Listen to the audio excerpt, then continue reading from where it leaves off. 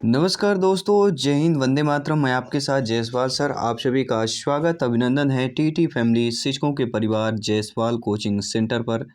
Powered by शिक्षा ही प्रकाश है। बात करेंगे साथियों आपके हिंदी शिक्षा शास्त्र के प्रैक्टिस सेट नंबर 21 की बात करेंगे। जी हाँ, इसके पहले हम 20 महत्वपूर्ण हिंदी पेडागॉजी के शिक्षा शास्त्र के प्रश्नों की क्लास को कंप्लीट कर चुके हैं, प्रैक्टिस सेट को कंप्लीट कर चुके हैं, प्रैक्टिस क्लास को कंप्लीट कर चुके हैं। और पिछले प्रैक्टिस सेट की तरह ही इस प्रैक्टिस सेट में हम आपके 15 बेहतरीन प्रश्न करेंगे आपके सिलेबस के अकॉर्डिंग, एग्जाम पैटर्न के अकॉर्डिंग। तो आपने अगर इसके पहले प्रैक्टिस सेट नहीं देखा है तो आई बटन पे आपको ऑलरेडी लिंक दे दी गई है। आप लोग इसके पहले प्रैक्टिस सेट हिंदी शिक्षा शास्त्र के जरूर देखिएगा, क्योंकि हिंदी में आपके 30 महत्वपूर्ण प्रश्नों में से 15 नंबर पेडागॉजी की आती है। और ये हिंदी शिक्षा शास्त्र की प्रिपरेशन आपके सेकंड भाषा में, ठीक है, ट्वेंड जो लैंग्वेज है उसमें भी आपकी मदद करती है। तो चलिए दोस्तों, शुरुआत करते हैं। 15 में से आप लोगों का फीडबैक क्या है, नीचे स्कोर कमेंट के माध्यम से जरूर बताइएगा। पहला प्रश्न आप लोगों के स्क्रीन पर दिया गया है कि पढ़ने की कुशलता में सर्वाधिक महत्वपूर्ण है, तीव्र गति है, उच्चारण शुद्धता है, शब्द पढ़ना या अर्थ निर्माण की बात करें। तो पढ़ने की कुशलता में सर्वाधिक महत्वपूर्ण किसका होता है दोस्तों? वह होता है अर्थ निर्माण में। जी हाँ। तो पढ़ने की कुशलता में सर्वाधिक जो महत्वपूर्ण होता है वह होता है अर्थ निर्माण में। डी ऑप्शन सही हो जाएगा। क्योंकि देखिए, पढ़ने की कुशलता में सर्वाधिक महत्वपूर्ण अर्थ निर्माण इसलिए होता है क्योंकि यह भाषा शिक्षण का तृतीय कौशल है। लिखित रूप में विद्यमान अंश को पढ़कर उसके भाव को ग्रहण करना पठन कौशल कहलाता है।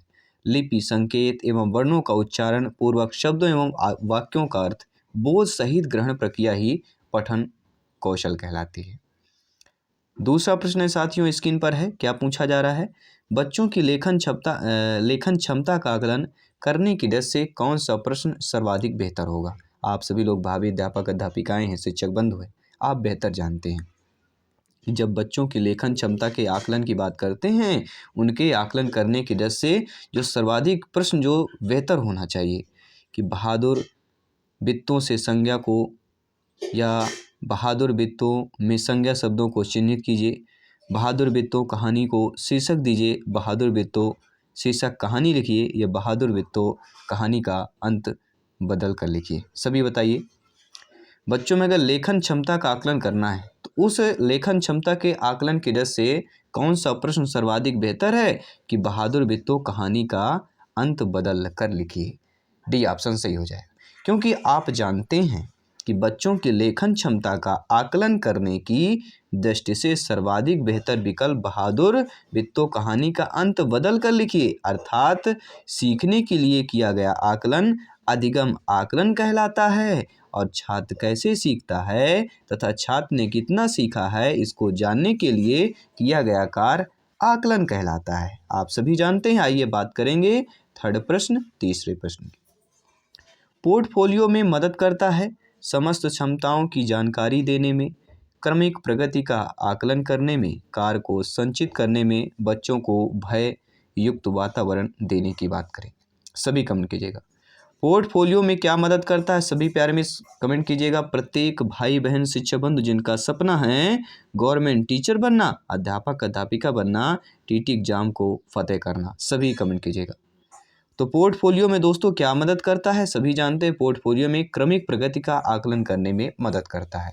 दूसरा ऑप्शन यहाँ पर आप लोगों का सही हो जाएगा। पोर्टफोलियो के बारे में बात करें, इससे रिलेटेड आपके एग्जाम पर प्रश्न पूछा जाता है कि पोर्टफोलियो क्रमिक प्रगति का आकलन करने में मदद करता है। पोर्टफोलियो विद्यार्थी के शैक्षिक गतिविधियों तथा विषयों से संबंधित उपलब्धियों तथा कार्यों का एक संग्रह है। पोर्टफोलियो आकलन से छात्रों के बुद्धि कौशल तथा पाठ्यक्रम के आकलन करने में सहायता मिलती है। तो पोर्टफोलियो के आकलन से किसमें सहायता मिलती है? बच्चों के छात्र के बुद्धि कौशल तथा पाठ्यक्रम के आकलन करने में सहायता मिलती है। चौथा प्रश्न दिया गया है कि प्राथमिक स्तर पर पाठ्यपुस्तक में दिए गए प्रश्न को ध्यान से पढ़ना है। क्या प्रश्न दिया गया है कि अगर तुम पापा की जगह होती तो ठेला कहाँ लगाती, ऐसा तुमने क्यों तय किया? यह प्रश्न किससे जुड़ा हुआ है? जी हाँ, अगर प्रश्न को ध्यान दीजिए, अगर तुम पापा की जगह होती तो ठेला कहाँ लगाती, ऐसा तुमने क्यों तय किया है, यह प्रश्न किससे जुड़ा हुआ है? चिंतन क्षमता के विस्तार से जुड़ा हुआ है, परिवार की जानकारी से जुड़ा हुआ है, विभिन्न व्यवसायों से या अनुभवों की अभिव्यक्ति से जुड़ा हुआ है। प्रत्येक भाई बहन कमेंट कीजिएगा। जी हाँ, प्राथमिक स्तर के नज़रिए से अगर इस प्रश्न को देखा जाए, ठीक है, इस कथन को देखा जाए, यह प्रश्न किससे जुड़ा हुआ है, तो चिंतन क्षमता के विस्तार से जुड़ा हुआ है। जी हाँ, क्यों जुड़ा हुआ? देखिए, रास के अनुसार आपने पढ़ा होगा यह कथन। रास के अनुसार रास महोदय जी ने ये आपके चिंतन की परिभाषा दी है कि चिंतन मानसिक क्रिया का ज्ञानात्मक पहलू है। यह मन की बातों से संबंधित मानसिक क्रिया है। ठीक है, अगर प्रश्न आ गया कि चिंतन मानसिक क्रिया का ज्ञानात्मक पहलू है या मन की बातों की, या यह मन की बातों से संबंधित मानसिक क्रिया है, कथन किसका है? रास का कथन है। इसी पर रायबर्न ने भी अपना अनुसार चिंतन की परिभाषा दी है। इन्होंने कहा है कि चिंतन इच्छा संबंधी क्रिया है जो किसी असंतोष के कारण आरंभ होती है और प्रयास के आधार पर चलती हुई स्थिति पर पहुंच जाती है, को संतुष्ट करती है। अर्थात चिंतन का अर्थ क्या है? सबसे पहले इसको समझाया जाए। मनुष्य एक सामाजिक प्राणी है और आपको भी पता है और हमको भी पता है, तो मनुष्य समस्याओं के समाधान हेतु जो है भिन्न भिन्न प्रकार के उपाय सोचता है और यही उपाय सोचना ही चिंतन कहलाता है। और चिंतन किसी वर्तमान या भावी आवश्यकताओं को पूर्ण करने के लिए एक प्रकार का व्यवहार होता है। ठीक है, आई थिंक आप समझ चुके होंगे। आइए बात करते हैं 5वें प्रश्न की। हिंदी भाषा का आकलन करते समय आप किस बिंदु को सर्वाधिक महत्व देंगे? भाषा की संरचना का, व्याकरण सम्मत भाषा का, सहज अभिव्यक्ति का, अलंकारिक भाषा का। सभी कमेंट कीजिएगा। तो हिंदी भाषा का आकलन करते समय आप किस बिंदु को सर्वाधिक महत्व देंगे? वह सहज अभिव्यक्ति की बात करें। ठीक है, आप भावी अध्यापक अध्यापिका हैं, जब आप लोग हिंदी के अध्यापक बनेंगे, बच्चों को पढ़ाने जाएंगे, तो हिंदी भाषा के आकलन करते समय आप किस बिंदु को सर्वाधिक महत्व देंगे? वह सहज अभिव्यक्ति की बात करें। जी हाँ, सहज अभिव्यक्ति किसी व्यवहार विशेष की तरफ जीवन जीवों के स्वाभाविक झुकाव को कहते हैं। सहज अभिव्यक्ति को आपने अच्छे तरीके से समझ लिया। अब बात करते हैं अगले प्रश्न की। कक्षा 1 में लिखना खाली स्थान से प्रारंभ होता है। वाक्य लिखने से, शुरू से, अक्षर लिखने से, चित्र बनाने से प्रारंभ होता है। आप सभी लोग ज्ञानी सर्वव्याख्याता हैं, भावी अध्यापक अध्यापिकाएं हैं और जायसवाल सर आप सभी का स्वागत अभिनंदन करते हैं। तो साथियों, कक्षा 1 में जो लिखना किससे प्रारंभ होता है? आप सभी जानते हैं, चित्र बनाने से प्रारंभ होता है। जी हाँ, क्योंकि चित्र बनाने में बच्चे की रुचि भी लेते हैं और इस मत का समर्थन महात्मा गांधी जी ने भी किया है कि कक्षा 1 में लिखना चित्र बनाने से प्रारंभ होता है। ठीक है, ये किसका मत है? समर्थन महात्मा गांधी जी ने इस मत का समर्थन किया है। 7वां प्रश्न है, हम भाषा के माध्यम से खाली स्थान भी करते हैं। तो हम भाषा के माध्यम से चिंतन और विचरण करते हैं, सोचते हैं और महसूस करते हैं, सोचते हैं, विचार भी करते हैं, अनुभव या महसूस भी करते हैं। सभी कमेंट कीजिएगा। आपके नज़रिए से, आपके अकॉर्डिंग इस प्रश्न का उत्तर क्या होना चाहिए कि हम भाषा के माध्यम से जो है सोचते और महसूस भी करते हैं। B option is the right answer, correct answer हो जाएगा। क्योंकि भाषा वह साधन है जिसके द्वारा हम अपने विचारों को व्यक्त कर सकते हैं और इसके लिए हम वाचिक ध्वनियों का उपयोग करते हैं। समानतः भाषा को वैचारिक आदान प्रदान का माध्यम कहा जा सकता है। जी हाँ। 8वां प्रश्न है, सलमा पहली कक्षा में पढ़ती है, वह किताब शब्द को कतब लिखती है। तो सलमा का लिखने का यह तरीका क्या दर्शाता है? नियंत्रित लेखन, लापरवाही, अज्ञानता या स्ववर्तनी की बात करें। तो सलमा पहली कक्षा में पढ़ती है, किताब शब्द को कतब लिख रही है। तो सलमा का लिखने का जो तरीका क्या दर्शा रहा है? स्ववर्तनी दर्शा रहा है। ठीक है, अर्थात सलमा का लिखने का यह तरीका उसकी स्ववर्तनी को दर्शाता है। वर्तनी का दूसरा नाम वर्ण विन्यास है। सार्थक ध्वनियों का जिस क्रम से उच्चारित किया जाता है उसी क्रम में विन्यास करने का नाम वर्तनी या वर्ण विन्यास है। तात्पर्य यह है कि वर्तनी के अंतर्गत शब्द ध्वनियों को जिस क्रम से और जिस रूप में उच्चारित किया जाता है उसी क्रम और उसी रूप में उन्हें लिखा भी जाता है। चलिए अगला प्रश्न देख लेते हैं। बच्चों में खाली स्थान और के माध्यम से लेखन कौशल का विकास किया जा सकता है। हम रेखांकन चित्रांकन की बात कर रहे हैं, चित्रांकन लिपि चिन्हों की बात कर रहे हैं, रेखांकन लिपि चिन्हों की बात करेंगे या लिपि चिन्ह अक्षर बनावट की बात करेंगे। सभी कमेंट कीजिएगा। बच्चों में खाली स्थान और के माध्यम से लेखन कौशल का विकास किया जा सकता है। रेखांकन, चित्रांकन, चित्रांकन लिपि चिन्ही, रेखांकन लिपि चिन्ही, लिपि चिन्ह अक्षर बनावट। देखिए कुछ प्रश्न होते हैं हमें अपने आप में आंसर भी पता होता है लेकिन फिर भी हम कंफ्यूज हो जाते हैं। तो बच्चों में जो है रेखांकन और चित्रांकन के माध्यम से लेखन कौशल का विकास किया जा सकता है। तो किसके माध्यम से साथियों, आप सभी जान चुके हैं, रेखांकन और चित्रांकन से। रेखांकन मतलब एक, ठीक है, कोई भी रेखा करके और कोई भी चित्र बना के, ठीक है, तो पहला ऑप्शन सही हो जाएगा। क्योंकि देखिए रेखांकन और चित्रांकन के द्वारा बालक हस्त संचालन पर नियंत्रण स्थापित करता है, ठीक है, पेन कैसे पकड़ना है, कहाँ तक लाइनिंग करना है, ठीक है, तथा उसके अंगुलियों और हाथ की पेशियों में दृढ़ता भी आती है। किसके कारण? रेखांकन और चित्रांकन के द्वारा। 10वां प्रश्न दिया गया है कि आस्था अक्षर सा को शा बोलती है और आस्था की भाषा शिक्षिका के रूप में आप स्थित के बारे में क्या कहेंगे। आप मान लीजिए अध्यापक अध्यापिका बनते हैं, आपकी नियुक्त होती है, आप भाषा के अध्यापक अध्यापिका बनते हैं। तो आपकी कक्षा में एक लड़की है जिसका नाम आस्था है, उस शरीफ वाले शाह को शाह बोलती है। तो आस्था की अर्थात आस्था की भाषा शिक्षिका के रूप में इस स्थित के बारे में क्या कहेंगे कि भाषागत त्रुटि का होना, क्षेत्रीय भाषा का प्रभाव, भाषा का ज्ञान का भाव या भाषा प्रयोग में लापरवाही की बात करेंगे। तो आप जानते हैं इसका प्रभाव क्षेत्रीय भाषा का प्रभाव हो जाता है कभी कभी, ठीक है, तो ये क्षेत्रीय भाषा का प्रभाव देखा जाएगा, ठीक है। प्राय ये देखा जाता है कि शाम रखने वाली कुछ ध्वनियों के उच्चारण में क्षेत्रीयता का प्रभाव होता है और इसी प्रभाववश बच्चे ऐसी ध्वनियों के उच्चारण में त्रुटियां करते हैं। भले ही लेखन में त्रुटियां न करें लेकिन बोलने में त्रुटियां कर देते हैं, वह क्षेत्रीय बोलचाल का भाव हो जाता है।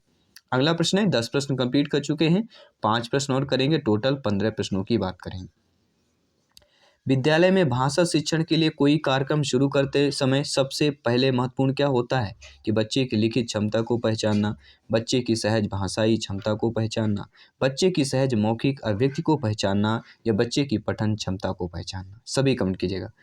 तो विद्यालय में भाषा शिक्षण के लिए कोई कार्यक्रम जो शुरू करते समय जो सबसे महत्वपूर्ण होता है बच्चे की सहज भाषाई क्षमता को पहचानना। बी ऑप्शन यहाँ पर सही हो जाए। जी हाँ, क्या होता है, विद्यालय में भाषा शिक्षण के लिए कोई कार्यक्रम शुरू करते समय बच्चे की सहज भाषाई क्षमता को पहचानना सबसे महत्वपूर्ण है और इसी के आधार पर कार्यक्रम विशेष में बच्चे की भूमिका तय की जाती है एवं उसको सीखने का समुचित अवसर प्राप्त होता है। अगला प्रश्न है, प्राथमिक स्तर पर बच्चों की भाषा का आकलन करने का उद्देश्य क्या होता है? उसकी पठन क्षमता का आकलन, उसके भाषा प्रयोग की क्षमता का आकलन, उसकी लेखन क्षमता का आकलन या उसकी बोलने की कुशलता का आकलन की बात करें। तो प्राथमिक स्तर पर बच्चों की भाषा का आकलन करने का उद्देश्य क्या होता है? उसके भाषा प्रयोग की क्षमता के आकलन। बी ऑप्शन सही हो जाए। क्योंकि आप जानते हैं कि उसके भाषा प्रयोग की क्षमता का आकलन जो है प्राथमिक स्तर पर छात्रों को अधिकाधिक अभिव्यक्ति का अवसर मिलना चाहिए। क्या है, ध्यान दीजिएगा इस लाइन को। जी हाँ, प्राथमिक स्तर पर जो है छात्रों को अधिकाधिक अभिव्यक्ति का अवसर मिलना चाहिए। इससे क्या होता है, उनमें विभिन्न भाषाई कौशलों का विकास होता है और साथ ही साथ उनमें कौशलों का भी जो विकसित कौशल होते हैं वो उसका भी पता चल जाता है। अगला प्रश्न है, इनमें से कौन सा भाषा आकलन में सबसे जो है कम प्रभावी तरीका है? कहानी कहना, कहानी लिखना, घटना वर्णन या श्रुतलेख की बात करें। देखिए ऐसा इनमें से ऑप्शंस जो आपके भाषा आकलन में सबसे कम प्रभावी तरीका हो, तो आप जानते हैं कहानी कहना सबसे अधिक प्रभावी है, कहानी लिखना भी है और घटना वर्णन सबसे कम प्रभावी श्रुतलेख होता है। क्यों होता है? देखिए श्रुतलेख जो है भाषा आकलन में सबसे कम प्रभावी तरीका है। श्रुतलेख में उच्चरित ध्वनियों को ज्यों का त्यों लिपिबद्ध करना होता है जिससे भाषा कौशलों के विकास में बहुत कम योगदान प्राप्त होता है। विभिन्न भाषाई कौशलों के विकास के मूल में आपके सृजनात्मक चिंतन एवं उनकी अभिव्यक्ति शामिल है जो कि श्रुतलेख में विकसित नहीं होती है। और कहानी कहना, कहानी लिखना, घटना वर्णन के द्वारा अभिव्यक्तात्मक कौशल के साथ साथ चिंतन क्षमता का भी विकास होता है। अगला प्रश्न है, आकलन की प्रक्रिया में केवल बच्चे की क्षमताओं का आकलन नहीं होता है बल्कि शिक्षक की शिक्षण प्रक्रिया का भी आकलन होता है।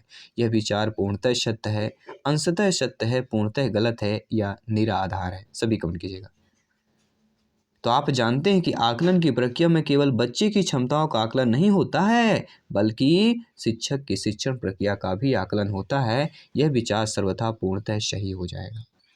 क्यों? क्योंकि यह बालक द्वारा सीखा गया पाठ शिक्षक की शिक्षण प्रक्रिया और बालक की क्षमताओं का सम्मिलित परिणाम होता है।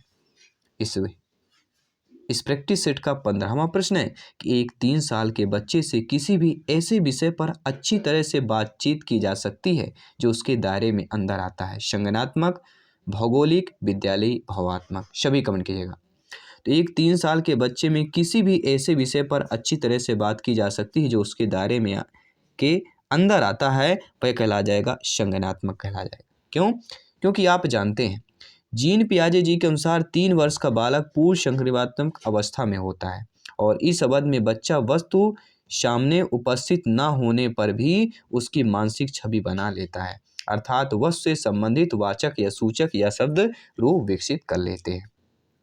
तो ये रहे आपके हिंदी पेडागोजी के शिक्षा शास्त्र के बेहतरीन 15 प्रश्न। 15 में से आप लोगों को फीडबैक क्या है नीचे कमेंट बॉक्स में अवश्य बताइएगा। और बाकी हमारी जो अगली अभ्यास प्रश्न पत्र है, मॉडल पेपर है, जल्दी आने वाला है। और पर्यावरण का हमारा जो अगला प्रैक्टिस पेपर रहेगा, पूरे 30 महत्वपूर्ण प्रश्न रहने वाले हैं। तो आपने अगर इस परिवार को अभी तक भी ज्वाइन नहीं किया है, सब्सक्राइब नहीं किया, सब्सक्राइब करें अपने टीटी फैमिली शिक्षकों के परिवार को और तैयारी बेहतर करें। ठीक है, और स्कोर भी आप लोग इसी तरह कमेंट कीजिएगा। और आप लोगों का फीडबैक सर्वोपरि है, सम्मान है। मैं आपके साथ जयसवाल सर जल्द मिलता हूँ नेक्स्ट क्लास पर। सभी मित्रों को जय हिंद, वंदे मातरम। धन्यवाद सभी का।